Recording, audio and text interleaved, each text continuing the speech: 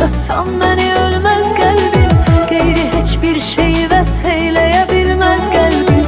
Əl toxunduqda qələm dəftərə səndən danışır.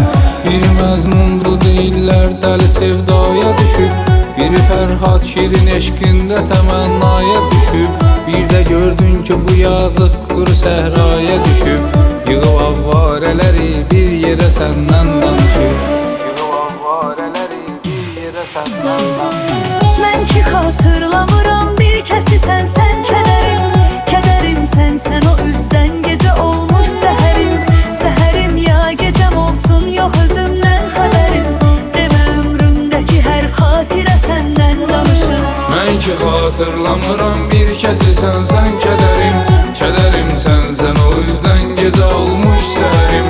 Səhərim ya gecəm olsun yox özümdən xəbərim, demə ömrümdəki hər xatirə səndən danışır.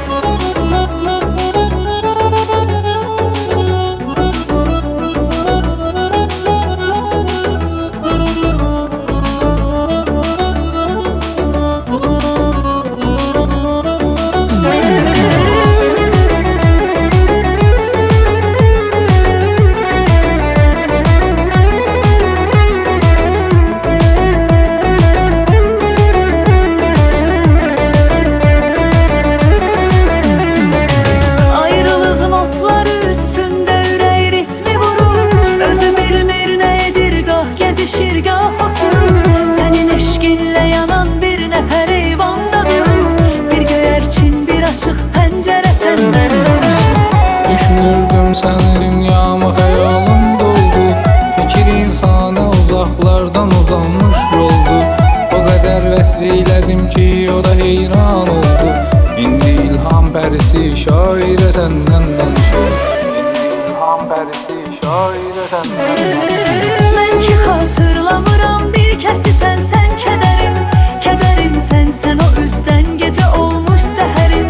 Səhərim ya gecəm olsun yox özümdən xəbərim, demə ömrümdəki hər xatirə səndən danışır. Mən ki xatırlamıram bir kəsi sən kədərim, kədərim sən o üzdən gecə olmuş səhərim.